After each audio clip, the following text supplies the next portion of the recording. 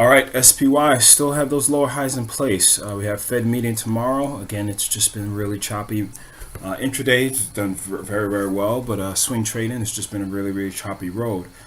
This will be 1, 2, 3. If it breaks down this fourth time, it's going to be pretty much a wrap.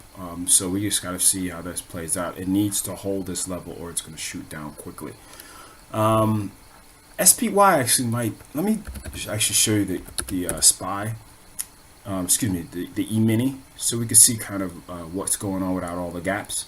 And you can see from the E-mini, we're basically testing the support, but it definitely showed some weakness. And if we look on let's say a 65 minute, we can kind of see what we got going on. We had a huge flush down in intraday overnight, just like 1 a.m. and it flushed down. And it's still, as you can see, it's still moving.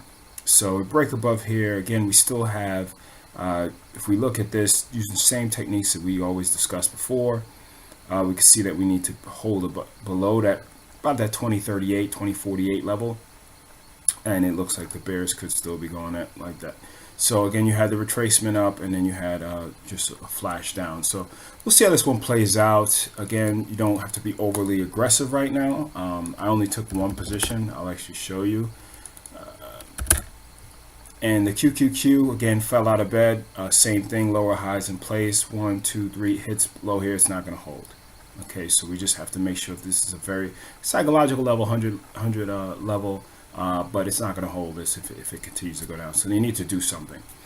And again, you have Fed, you have QE. Again, it's not about what's better, what's worse. It's the reality of what's going on. So if you feel a little uncertain, there's no reason for you to have a position on.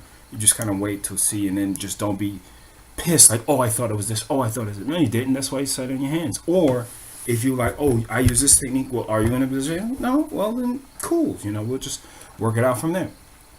So you have the diamond last but not least, and this is probably where everybody's looking at. Again, you have 3 bottoms here at this time. You have this one here. So again, you have the lower highs in place.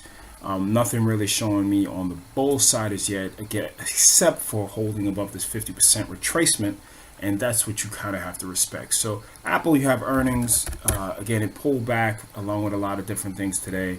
But again, I don't play over earnings because it's kind of like a lotto thing for me. Basically, either you hit or you miss.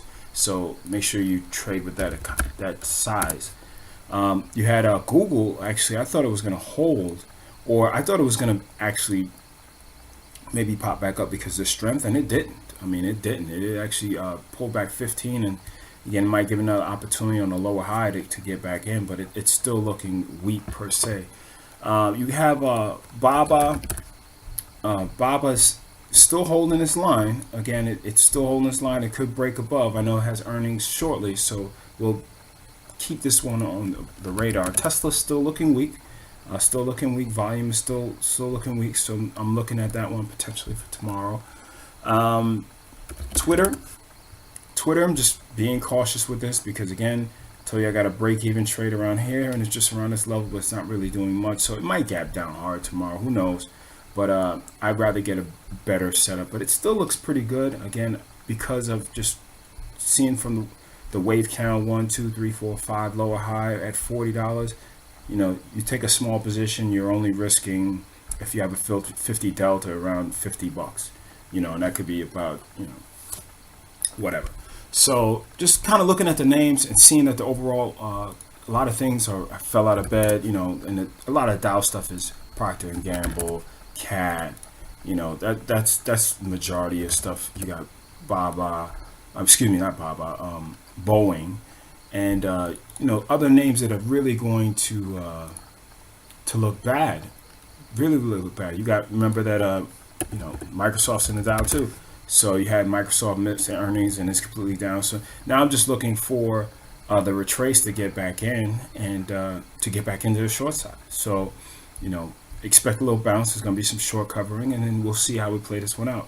One that didn't look that bad, but again, just squeezing all the shorts is Netflix. I mean, again, if you wanted a short, I don't know why you would I don't know why you were short. Again, this is earnings, so again, if you had long, you just keep rolling your stop up, or you might have just taken the damn thing off at the open of was it Monday or something like that. So, or not last week actually. It's just continued to scream. So don't fight it. So we'll see how it plays out. We got Fed meeting tomorrow, so I'm holding my position of GDX. Oh, this is the position I have. I have GDX, and we'll see how it plays out and goes from there. So take care and trade them well. It's volatile times. Swing trading, day trading might be good for volatility, but if you don't cash as a position, if you don't feel comfortable trading right now, don't feel any way.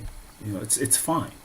And you trade when you feel, when you see your setup, you're going to be able to trade accordingly versus, oh shit, everybody else is making money and I need to get into something because I'm not doing anything. So you have to sit and wait for your position, your setup to come versus just trying to create shit. Take care.